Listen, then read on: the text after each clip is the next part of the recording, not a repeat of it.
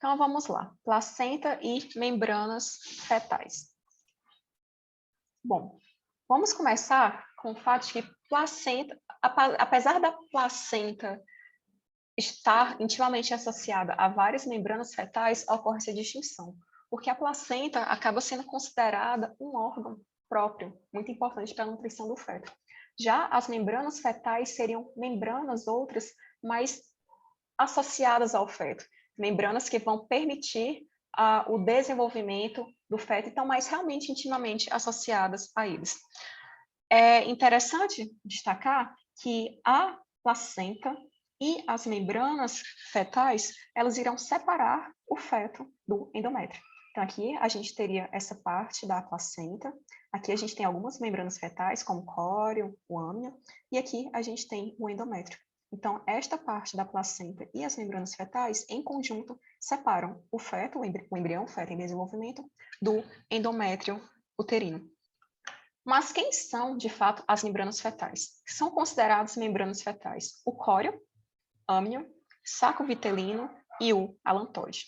Então, aqui a gente tem o córeo, amarelinho, o âmnio, que é essa membrana mais azulzinha aqui. Nós temos o saco vitelínico, aqui, apontando aqui na setinha, e o alantóide. A gente vai ver eles, mas no final dessa parte, que aqui, saco vitelínico e alantóide são membranas atrofiadas, que apesar de não desenvolverem nenhuma função por conta própria, são membranas que, apesar de atrofiadas, são importantes para outras funções do desenvolvimento fetal.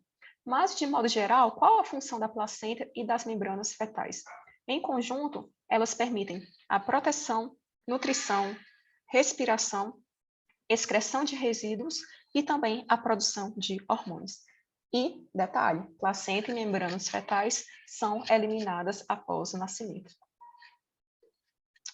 Como o córeo está intimamente associado à placenta, eu optei por comentar da placenta e do córeo juntos no primeiro momento, e depois a gente segue para as outras membranas fetais, âmnio, saco vitelino e alantóide. Então, vamos começar com a placenta. A placenta funciona como a principal mediadora da troca de nutrientes e gases entre mãe e feto. É interessante, aqui a gente tem a placenta e aqui a gente tem o cordão umbilical.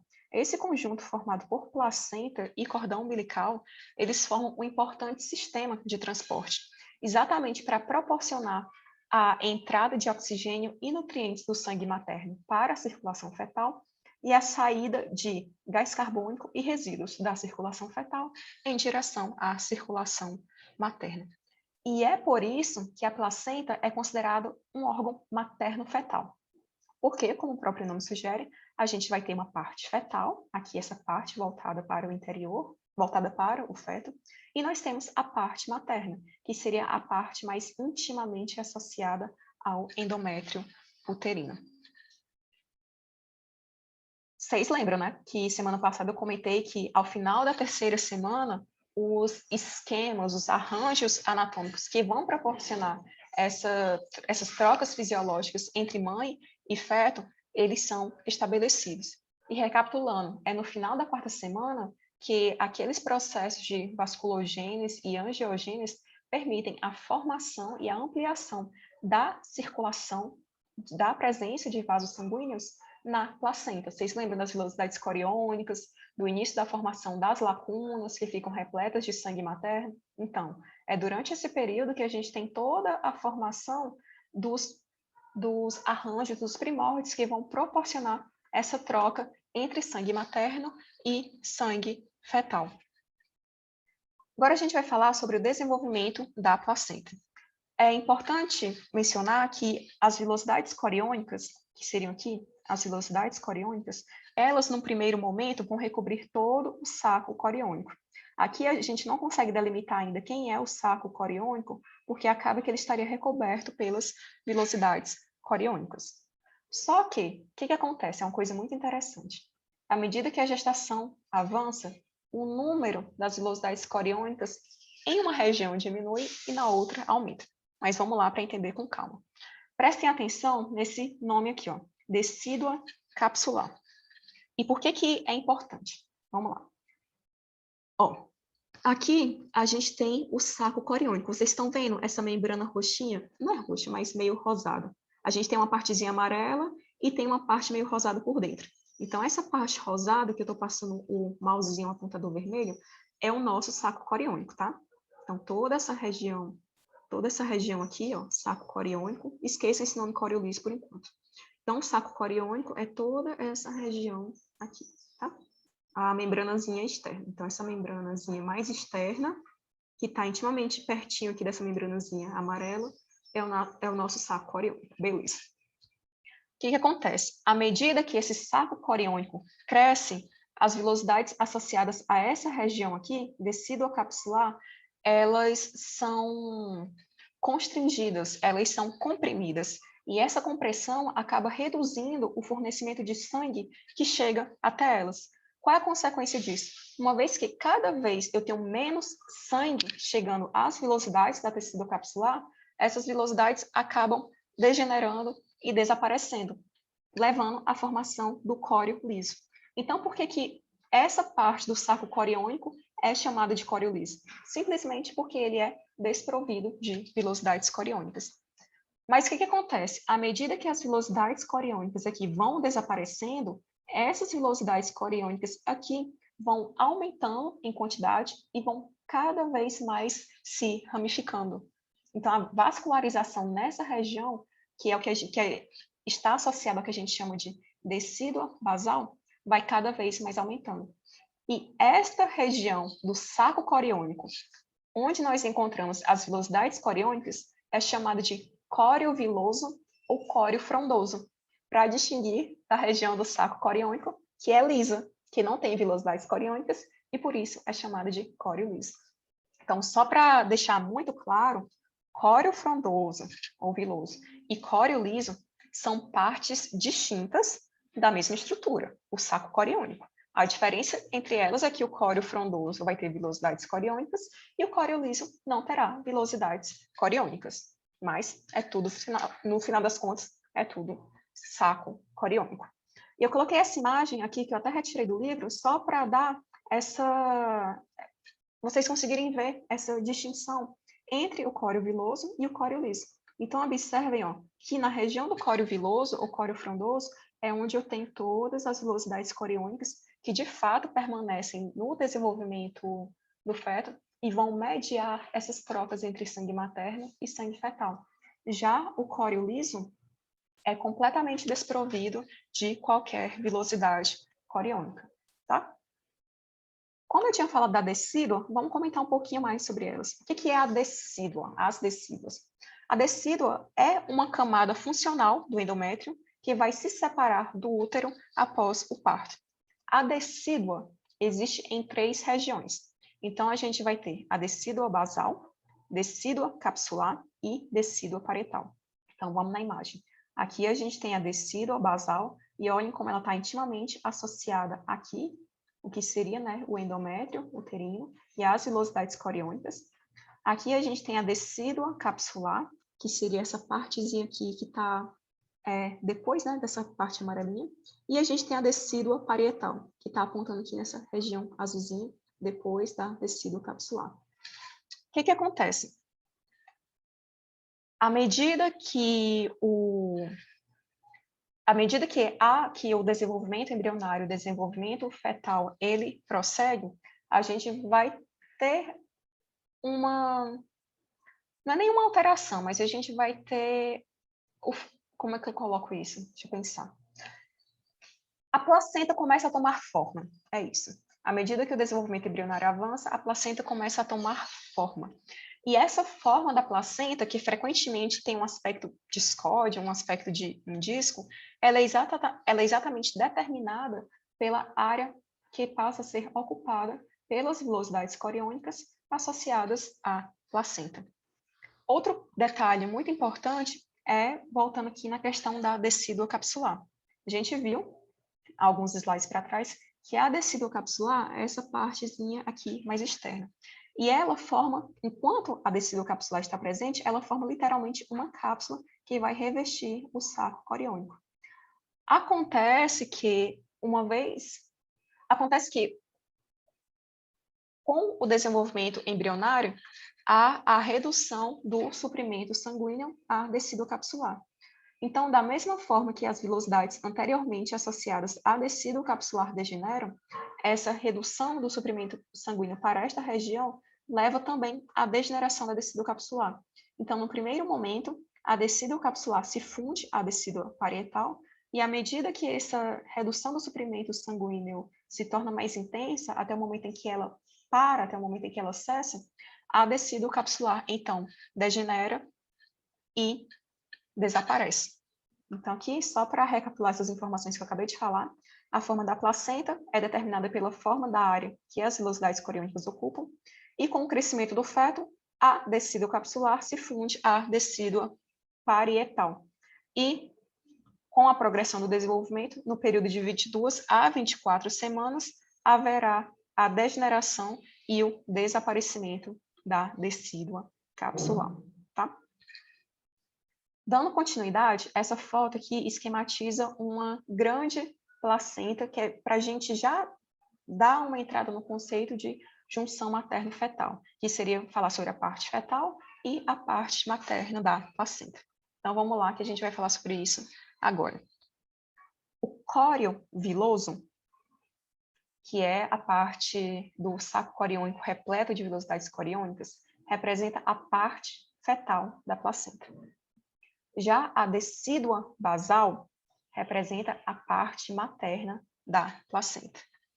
E essas duas regiões estão intimamente associadas uma à outra pela capa citotrofoblástica. Agora vamos para a imagem. Então, aqui a gente tem a decídua basal da placenta, aqui, decídua basal. E o córeo viloso seria essa região aqui, onde se encontram as vilosidades coriônicas, certo? Então, aqui seria o córeo viloso, e aqui a decídua basal. Então, aqui a gente tem a parte materna da placenta, e aqui a gente teria a parte fetal da placenta.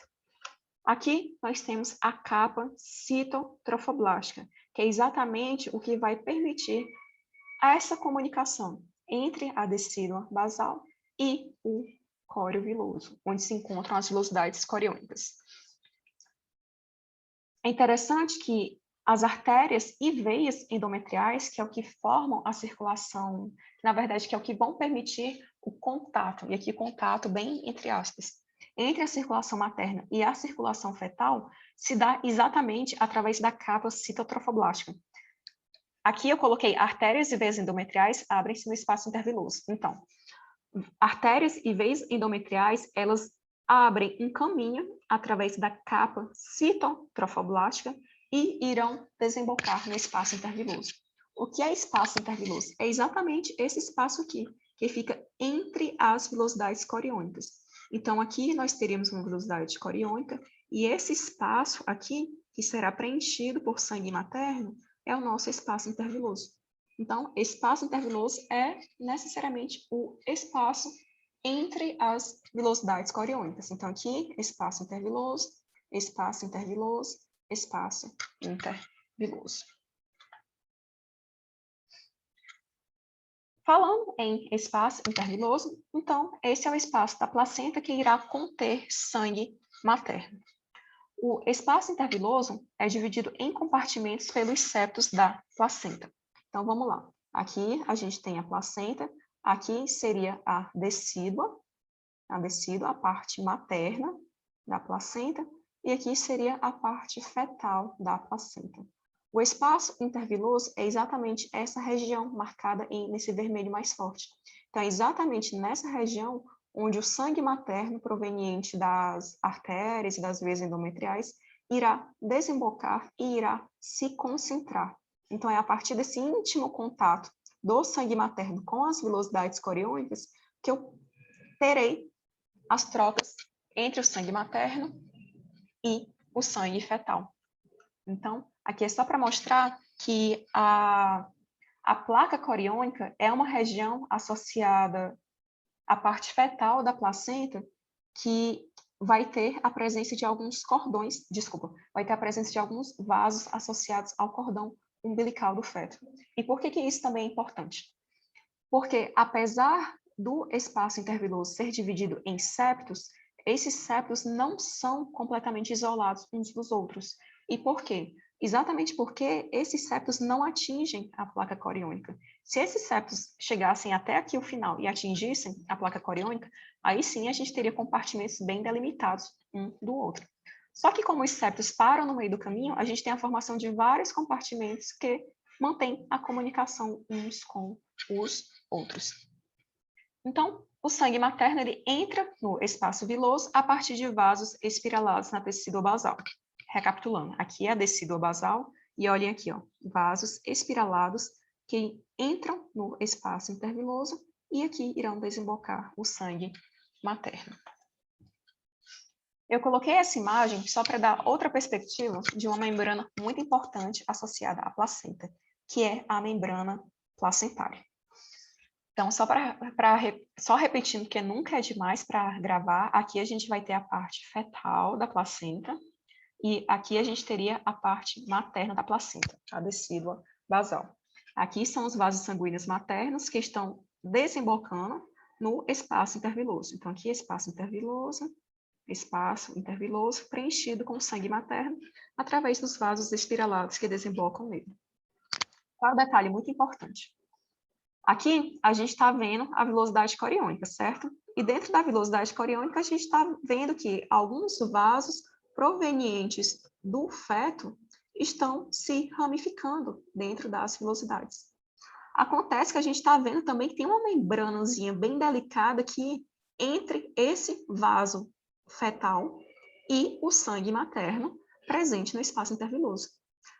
A membrana que forma essa barreira entre o sangue fetal e o sangue materno é chamada de membrana placentária. Então, a membrana placentária não só, digamos, vai envolver esses vasos fetais que se ramificaram aqui, ela também vai separar esses vasos fetais do sangue materno presente no espaço interviloso. E como a gente vai ver mais à frente, isso é muito importante porque o normal, o natural, é que não haja contato direto entre sangue materno e sangue fetal. O natural é que todas as trocas entre feto e mãe, entre sangue fetal e sangue materno, se deem através da membrana placentária. A membrana placentária é essa região, é a região onde, através da qual se dariam todas as trocas entre sangue materno e sangue fetal. E, por fim, essa imagem aqui é só para dar outra perspectiva de tudo isso que eu falei até agora. Então, de novo, a gente vai ter a parte fetal da placenta. E aqui eu coloquei, agora que eu estou vendo que eu coloquei um pouco, né, desconfigurado, mas a parte fetal da placenta e a parte materna da placenta. Parte materna decídua basal, a parte fetal, aqui seria a placa coriônica, mas aqui a gente também tem as vilosidades, então também formaria a parte fetal. Mas só para deixar claro, aqui a gente tem um espaço interviloso, onde a gente vai ter a concentração de sangue materno. Em azulzinho, só para mostrar a vênula, a veia materna, em vermelho, a arteríola materna. E aqui, os vasos que, a partir do cordão umbilical do feto, irão se ramificar e dar um primórdio à circulação do feto. Começou uma furadeira aqui, desculpa, gente, eu até desconcentrei. Mas vamos dar seguimento. Agora falando sobre a circulação feto-placentária. Depois a gente segue para a circulação materno-placentária. Então, em relação à circulação feto-placentária, o sangue pobre em oxigênio irá deixar o feto através das artérias umbilicais.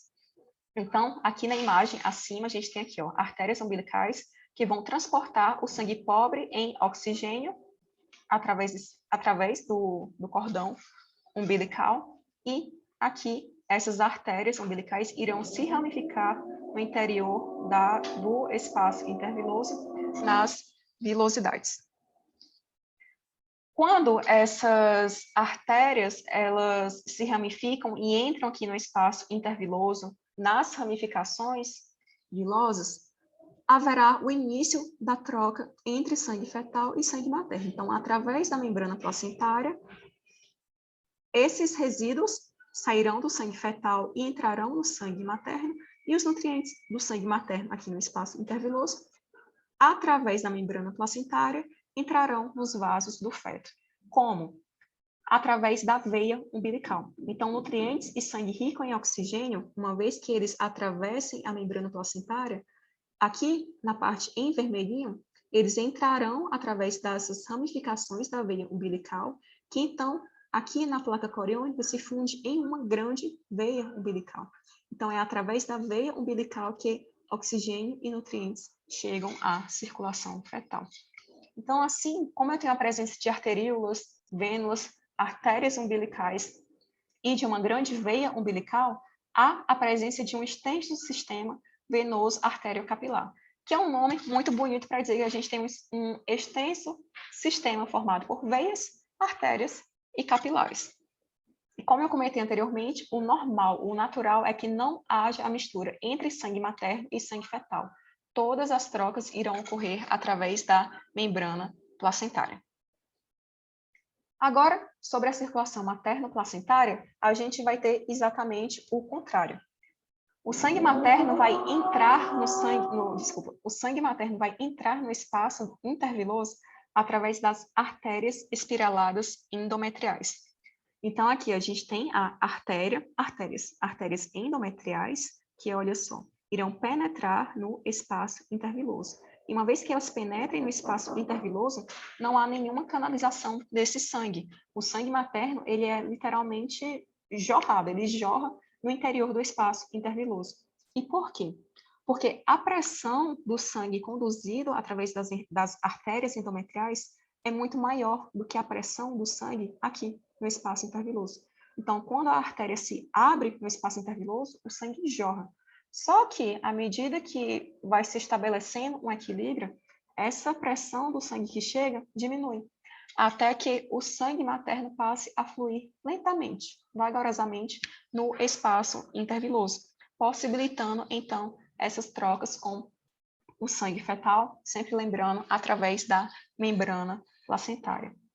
Então, eu vou ter todas as trocas aqui no espaço interviloso, com as artérias endometriais trazendo oxigênio e nutrientes.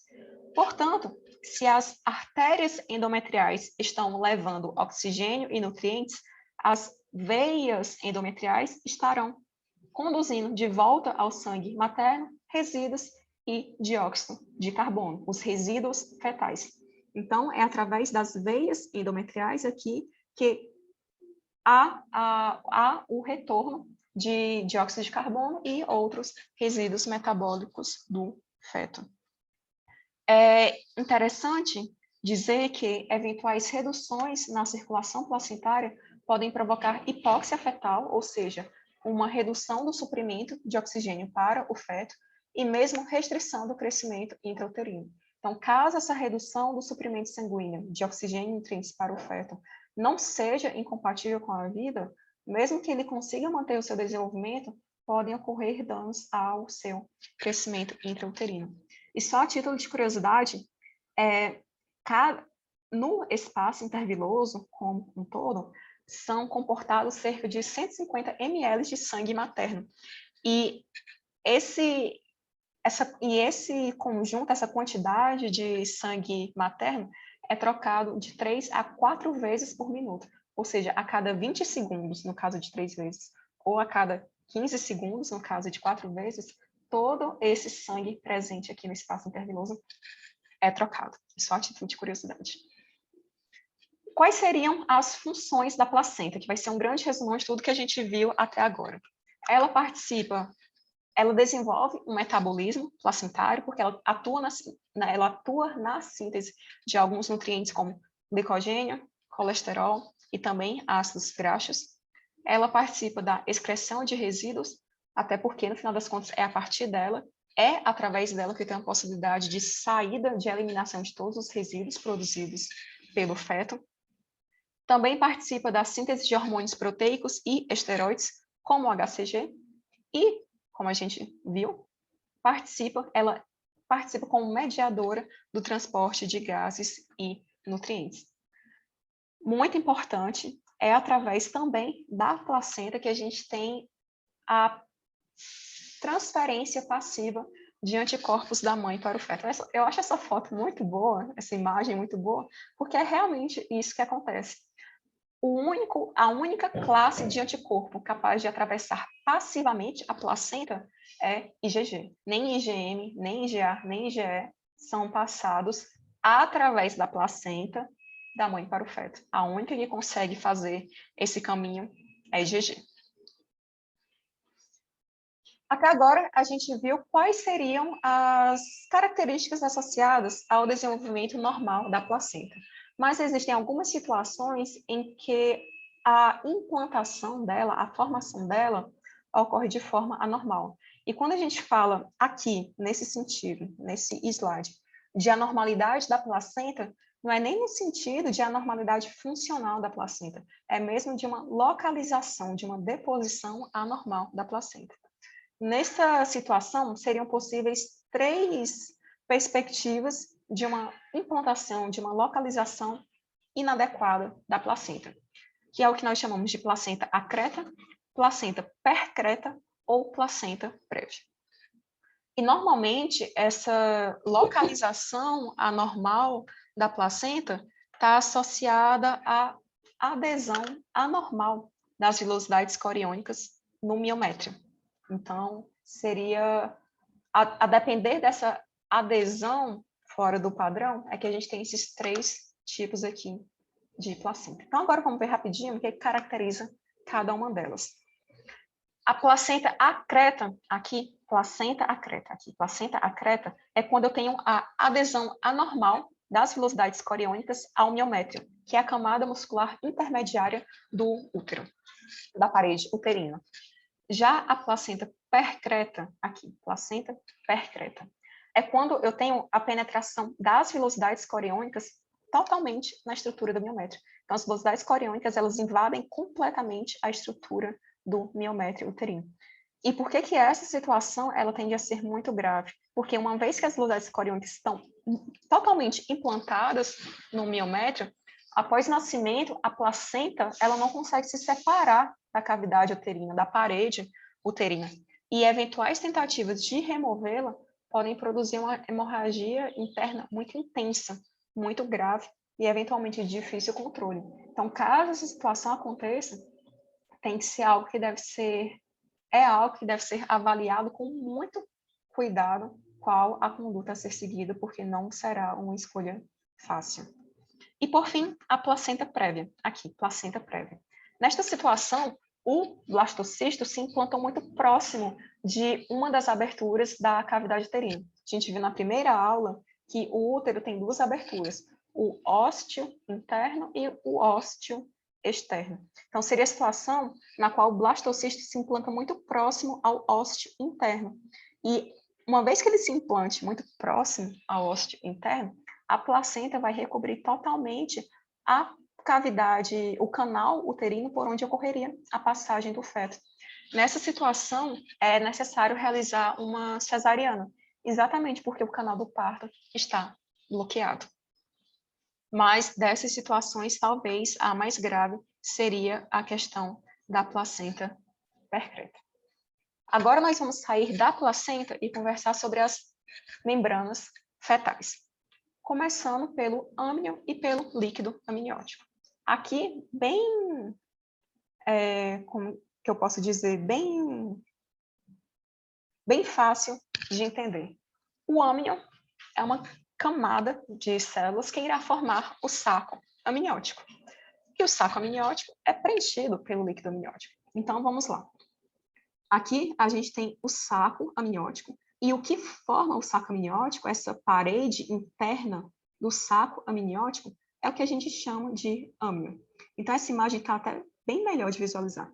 Aqui, a gente tem o saco amniótico, propriamente dito, que é preenchido pelo líquido amniótico.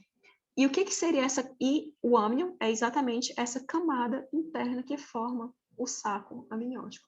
Então, é bem fácil de entender. O âmnio é a camada de células que forma o saco amniótico.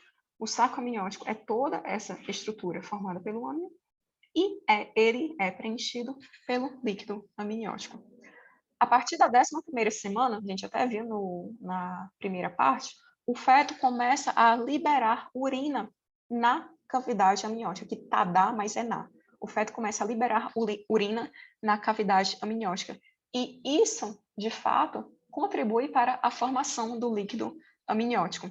E só a título de curiosidade também, o líquido amniótico ele é mantido em equilíbrio com a circulação fetal e o seu conteúdo tende a mudar, na verdade, a água. O conteúdo de água que forma o líquido amniótico, ele tende a mudar a cada 3 horas. Então, é como se ele fosse sendo renovado a cada 3 horas. Outros pontos muito interessantes sobre o líquido amniótico é que ele é engolido pelo feto. Então, o que acontece? O líquido amniótico é engolido pelo feto, absorvido pelos tratos respiratório e digestivo e passa para a corrente sanguínea fetal. Há uma estimativa que, durante as etapas finais da gravidez, o feto possa engolir até 400 ml de fluido amniótico diariamente. Só que ele ingere esse volume de líquido amniótico, mas ele está sempre excretando na forma de urina de volta, tudo que ele engoliu, na verdade, parte do que ele engoliu, de volta para o líquido amniótico. Além disso, os resíduos fetais eventualmente presentes, lançados no líquido amniótico, como a própria urina, eles atravessam a placenta e entram no sangue materno. Outro ponto muito importante é que o excesso de água no sangue fetal é excretado pelos rins fetais. Obviamente, quando os rins já estão formados.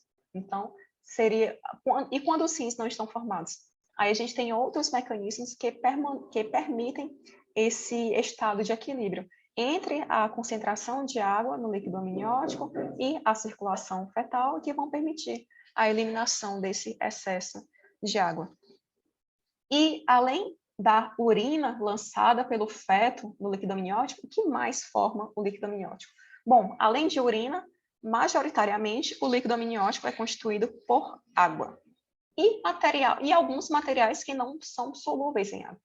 Todos esses materiais que eventualmente não são solúveis na água que forma o líquido amniótico permanecem em suspensão. Exemplo, as próprias células que vão descamando da epiderme do feto à medida que o desenvolvimento dele avança. Além disso, existem também no líquido amniótico alguns materiais orgânicos, principalmente proteínas, mas além de proteínas também estão presentes no líquido amniótico gorduras, carboidratos, enzimas, então é um ambiente bem diversificado. Mas, só para finalizar essa parte do líquido amniótico, à medida que a gravidez avança, a composição do líquido amniótico também se altera à medida que cada vez mais urina é incorporada a ele. Um efeito adverso, não sei nem se dá para colocar desse nome, mas um efeito grave, talvez, que possa acontecer em relação à membrana aminochoriônica, é quando a gente tem a formação de bandas amnióticas, mas antes eu vou falar sobre outros aspectos. O âmnion e o córeo liso, eles se fundem para formar a membrana aminochoriônica. Então, a gente vai ter aqui o âmnion, a gente tem o córeo liso, que é a parte do saco coriônico desprovido das vilosidades coriônicas. Então, essas duas regiões vão se fundir, lembrando que o âmnion é essa camada mais interna que vai formar o saco amniótico, tá? Então, a gente vai ter a fusão dessas duas membranas e a formação da membrana aminochoriônica. É a membrana aminochoriônica que se rompe durante o parto. Inclusive, o rompimento prematuro dessa membrana aminochoriônica, que pode levar à saída prematura de líquido amniótico, é uma das principais causas de parto prematuro. Além disso, eu até coloquei aqui, a ruptura prematura é a causa mais comum de parto prematuro. Mas, além disso, existe um outro fator associado à ruptura prematura da membrana aminochoriônica, e seria a situação da formação das bandas amnióticas. Essa imagem eu até tirei do livro, mas eu achei ela meio forte para esse horário da manhã, então eu preferi cortar parte dela. Em algumas situações, pode haver a formação do que a gente chama de bandas amnióticas, que são bandas que se desprendem da membrana aminochoriônica e, eventualmente, podem constringir partes do feto em desenvolvimento. Então, aqui a gente teria uma banda amniótica, e essa banda amniótica acabou constringindo o braço em formação do feto. É possível que, a depender da intensidade, ocorram constrições de partes do feto que não comprometam a vida dele. Podem, eventualmente, comprometer o seu desenvolvimento ou o desenvolvimento de algumas estruturas pontuais? Sim, mas não necessariamente seriam incompatíveis com a vida. Agora, quando elas se formam numa quantidade muito grande e comprimem regiões vitais durante o desenvolvimento do feto, é possível que elas acabem induzindo a morte do feto e, em consequência, o abortamento. Então, é só para dar falar dessa situação em que, eventualmente, pode ocorrer a formação dessas bandas que se rompem, que saem da membrana miniocoriônica e podem interferir no desenvolvimento do feto. Para recapitular, quais são as funções do líquido amniótico? Primeiro, contribui para o equilíbrio entre fluidos e eletrólitos. O que são eletrólitos? São íons tipo sódio, cálcio, magnésio, potássio. Também ajuda a controlar a temperatura corporal, permite que o feto se mova livremente dentro do líquido amniótico lá, que fica envolvido pelo saco amniótico, impede a aderência do âmnio ao embrião, isso é muito importante, porque se não tivesse líquido amniótico, não teria como deixar aquele espaço entre o embrião e o saco amniótico, e o âmnio propriamente dito. E isso, com certeza, afetaria o desenvolvimento do feto. Além disso, ele é importante para estimular o desenvolvimento do pulmão fetal e amortece o embrião contra eventuais lesões, contra eventuais impactos que possam ser sofridos pela mãe. Agora a gente vai falar do saco vitelino. Então, o saco vitelino ou saco vitelínico, aqui ele é atrofiado. Então, diferentemente das aves, nós não formamos nem armazenamos vitelo, tá? Mas, apesar de ser uma estrutura que se torna atrofiada, ele tem algumas funções importantes. Por exemplo, participa da transferência de nutrientes nas fases iniciais da gestação, contribui para a formação de células sanguíneas fetais quando o feto ainda não é capaz de fazer a hematopoese. Além disso, durante a quarta semana, parte dele é incorporada ao embrião e é utilizada para formar o intestino primitivo. Nessa situação, o endoderma do saco vitelínico, não sei se vocês lembram das 3 camadas germinativas, endoderma, ectoderma e mesoderma. Nessa situação, o endoderma, que forma parte do saco vitelínico, ele é utilizado não só para contribuir para a formação do intestino primitivo, mas ele também é utilizado para contribuir para a formação do epitélio da traqueia, brônquios, pulmões e também de parte do canal alimentar.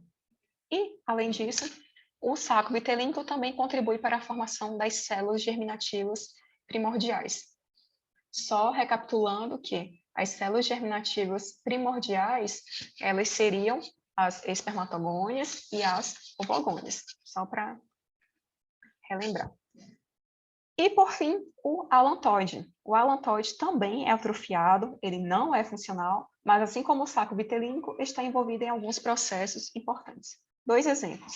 Primeiro, que os vasos sanguíneos associados ao alantoide formam a veia e as artérias umbilicais.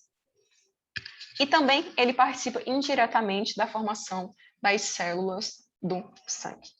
Então, essas foram as informações que eu trouxe para trabalhar com vocês sobre a placenta e as membranas fetais. Agora a gente vai conversar um pouquinho sobre como essas membranas fetais e a placenta se comportam no caso de gestação de gêmeos. Então, no caso de gestações múltiplas, a gente essencialmente tem 2 possibilidades. Um óvulo fecundado por um espermatozoide, e que, a partir daqui, eu tenho a formação de um zigoto, mas que acaba se diferenciando no processo em 2 embriões, que seriam os gêmeos monozigóticos. E aqui é um caso em que eu tenho 2 óvulos, cada um fecundado por um espermatozoide diferente, e aí nós teríamos os gêmeos dizigóticos, também chamados de gêmeos fraternais. Então, vamos começar falando sobre os gêmeos dizigóticos. Nessa situação de uma gestação múltipla de gêmeos dizigóticos, eu sempre vou ter 2 placentas 2 âmnios e 2 córios. E aqui a gente sabe, os sexos podem ser iguais ou podem ser diferentes. Então, aqui a gente tem 2 óvulos que foram fecundados por 2 espermatozoides, cada um por um, o que leva à formação de 2 zigotos diferentes, então a evolução de 2 zigotos diferentes, e eu vou ter a implantação de 2 blastocistos diferentes. Então, aqui a gente teve a implantação de 2 blastocistos diferentes, que levam ao desenvolvimento de 2 embriões diferentes. E observem, cada um com a sua placenta, cada um com o seu saco coriônico, cada um com o seu âmnio. Então, aqui, 2 córios, 2 âmnios, placentas separadas. Acontece que, caso a implantação dos blastocistos seja muito próxima uma da outra, os córios e as placentas dos gêmeos podem se fusionar. E a partir daí eu teria a presença de uma placenta e um córeo. Na verdade, são 2 córios, mas eles se fundiram. Mas eu mantenho os 2 âmnios, tá? Então, essa fusão de placentas é uma situação particular em que os 2 blastocistos se implantaram muito próximos uns dos outros e acabaram permitindo essa fusão das placentas. Mas os gêmeos continuam sendo dizigóticos. No caso dos gêmeos monozigóticos, em geral, essa gestação resulta da divisão do embrioblasto, vocês lembram, embrioblasto, primórdio e embrião, em 2 primórdios embrionários. Então, a gente tem um zigoto, resultante da fecundação de um óvulo por um espermatozoide, que dá início ao seu processo de desenvolvimento. E olha só, eu tenho a formação na verdade, um embrioblasto que se dividiu em 2 primórdios embrionários. Então, é como se, a partir desse momento, eu tivesse o desenvolvimento. Desculpa, a partir desse momento, eu tivesse o desenvolvimento. Ficou feio, mas é isso mesmo. Eu tivesse o desenvolvimento de 2 embrioblastos, de 2 primórdios embrionários diferentes. Então, é como se eu tivesse um embrioblasto que se divide em 2. Então, eu passo a ter 2 embrioblastos e 2 primórdios embrionários diferentes, mas derivados de um único zigoto. Nessa situação, eu sempre vou ter 2 embriões com 2 sacos amnióticos, um saco coriônico, compartilhando uma única placenta. Então, olha só, tenho 2 âmnios, ele não está mostrando, está aqui. Eu vou ter 2 âmnios, eu vou ter um saco coriônico, mas eu vou ter 2 sacos amnióticos, cada um com seu próprio líquido amniótico, cada um na sua própria bolsa amniótica. Nesse caso, que a gente realmente tem só uma e uma só placenta, nós falamos em placenta gêmeo monocoriônica, porque eu tenho só um córeo, de amniótica, porque eu tenho 2 sacos amnióticos, cada gêmeo na sua própria bolsa amniótica. Existem algumas situações em que não é comum, mas pode acontecer. Mas existem algumas situações, deixa eu voltar aqui, porque fica melhor de ver, em que vasos da placenta, lembra, a gente, nessa situação de gêmeos monozigóticos, nós só temos uma placenta. Então, existem algumas situações em que eu posso ter a fusão de vasos da placenta, que é o que a gente chama de anastomose. Então, quando eu tenho a eventual fusão de vasos da placenta, eu posso acabar desviando a circulação sanguínea de um gêmeo para outro. Observem, aqui em cima, os vasos sanguíneos dos 2 gêmeos, cada um está seguindo o seu destino. Nessa situação embaixo, eu tive a fusão, eu tive a anastomose entre esses vasos sanguíneos. Nessa situação, havendo o desvio da circulação de um gêmeo para outro, é provável que um dos gêmeos receba mais nutrientes, mais oxigênio, seja mais irrigado em sangue, seja mais vascularizado do que o outro gêmeo. Então, o sangue arterial, ele irriga, ele chega mais a um gêmeo do que ao outro. Qual a tendência? A tendência é que, ao nascimento, o gêmeo que foi desprovido desse suprimento, que é chamado de gêmeo doador, o que se espera é que ele seja pequeno, pálido e anêmico. Já o gêmeo receptor, que ficou com esse fluxo de suprimento maior, ele seja grande.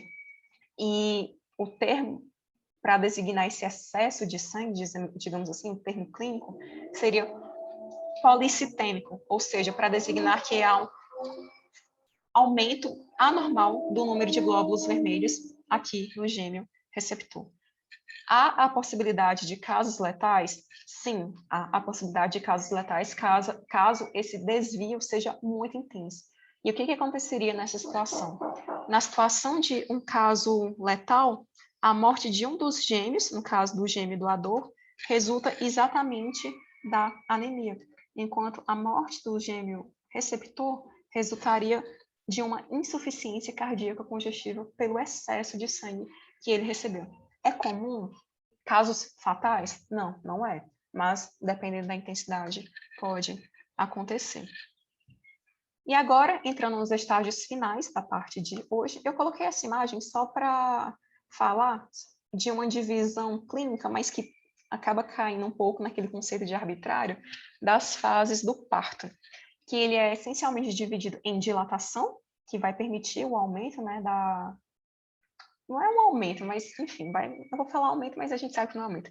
Vai permitir o aumento do canal do parto, que vai permitir o nascimento do bebê, que seria a progressiva dilatação do colo do útero. A gente vai ter a expulsão, que é quando a mulher, considerando o parto normal, começa a fazer força, né, para tirar o menino ou a menina. E também a separação, que é quando, de fato, eu tenho a expulsão da placenta e das membranas fetais, e eu também tenho a retirada do cordão umbilical. Uma vez que esse processo esteja concluído, ou seja concluído através de uma cesárea, a gente vai ter um lindo bebezinho. Então, aqui a gente encerra esta parte de hoje.